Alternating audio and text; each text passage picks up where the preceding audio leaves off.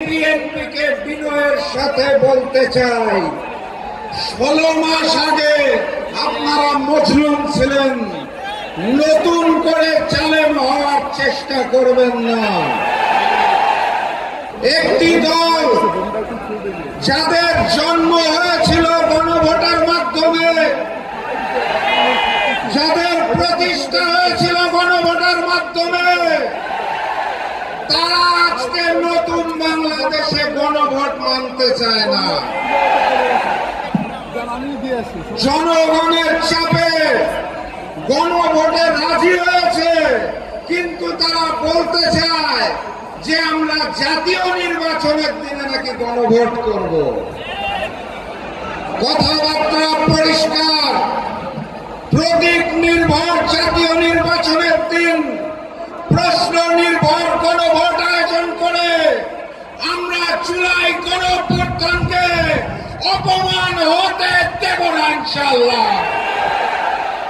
সংগ্রামী সাথী এবং বন্ধুগণ, যারা নতুন করে জালেম হতে চাইছে, যারা নতুন করে চাঁদাবাজি শুরু করেছে, যারা নতুন করে ভূমি দখল শুরু করেছে, যারা নতুন করে রাহাজানি করছে, যারা নতুন করে প্রশাসনকে ব্যবহার করতে চাইছে, সেই বিএনপিকে বিনয়ের সাথে বলতে চাই, 16 মাস আগে আপনারা মজলুম ছিলেন, নতুন করে জালেম হওয়ার চেষ্টা করবেন না।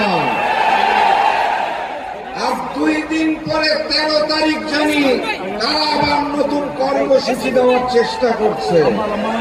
কর্মসূচির নাম নাকি লকডাউন।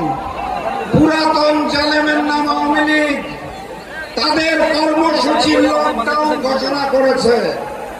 অর্থাৎ ওই হিন্দুস্তানের সেবাদাস ফ্যাসিস্ট শেখ হাসিনা আওয়ামী লীগের শীর্ষ নেতৃবৃন্দকে নিয়ে হিন্দুস্তানে লক হয়ে গেছেন, আর দেশে যাদের রেখে গেছেন তাদেরকে 13 তারিখ ডাউন করতে চায়। এই হচ্ছে তাদের লকডাউন। পুরানো জালেম আর নতুন জালেমদেরকে স্মরণ করিয়ে দিতে চাই।